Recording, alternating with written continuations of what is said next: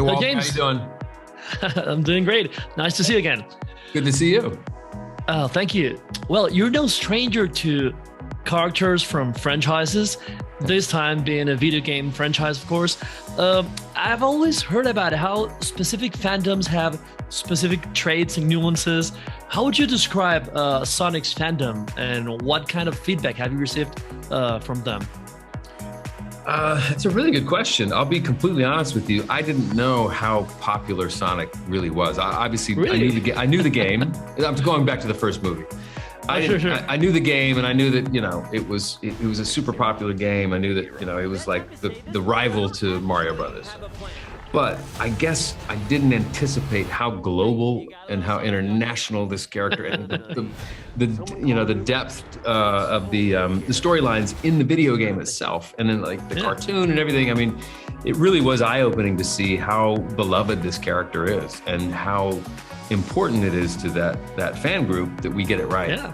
And the first time around was a real learning experience for all of us in that.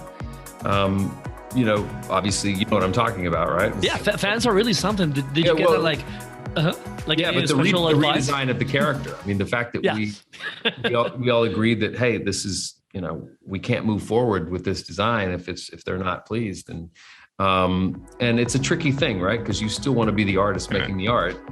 But it's a hard thing when you have an IP or you have a video game with years of it's beloved fans. You got to get it right, and so to listen to them and then make that change, I think spoke volumes, and we're really proud of how it all turned out, and I think the fans feel seen and recognized and appreciated. So hopefully we get to continue that. Great thing to do. That beautiful friendship moves on into the second. I know. Now, having the chance to revisit a character is, I suppose, for an actor, something really pricey. Was there something you wanted to tweak or change or modify about Tom? Not really. I think, on the first film, he could be a little bit of the no fun guy, right? Like he's like, yep. And then Sonic kind of loosens him up and they end up having a good time together. So I always like it when Tom can have a good time and not worry about things, right? But he's also, this time around, the theme is responsibility, right? Like a hero is somebody who takes responsibility for other people. And that's kind of some advice that he's giving himself as well, right? Like he feels responsible for taking care of Sonic, and Sonic is now finding himself in a place where he may be feeling like he needs to take the responsibility for other people, right? For someone who might be looking up to him, like when you speak of Taylor. Yeah. I like that those themes are there. Tom continues to evolve as more of a parental figure with him now. I wanted to go there because now we bring forward the whole guardian/parenthood thing, because you're a newly minted dad. How did your own parenthood play into this? Did you take any cues from yourself? Oh, yeah. Well, I learned that it's less about, as a parent myself, where it sure is more about what you do rather than what you say, right? It's you tell them things that you want them to absorb.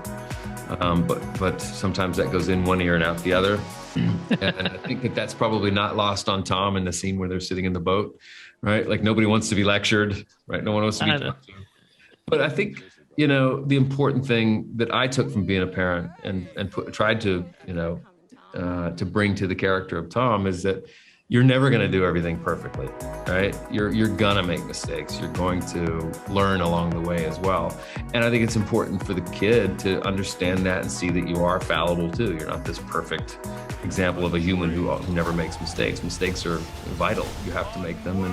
And, I think that's important for the kid to see as well. And that's something that, from my own experience, I was hoping to bring to the portrayal of Tom. And while he's trying to help Sonic, create boundaries for himself and have patience, right? And learn when to hit the brakes. You don't have to go 100 miles an hour all the time. That maybe I'm kind of finding my way through this too, right? Because Tom's a first-time parent in this whole thing, right? And a parent to a superhero, right? There's no book on that. Like he's trying to figure out how to do the right thing as well. But there's certain principles of parenting that are universal. And I think he's like, hey, look, enjoy being a kid. Don't go looking for trouble. The trouble will find you, I promise. Well, James, thank you very much for your time. Looking forward to hear you sing again, man. Oh, thank you. Yeah, that would be fun to do another musical. Hopefully that's in the cards for me soon. That's great. Appreciate it. See you later, man.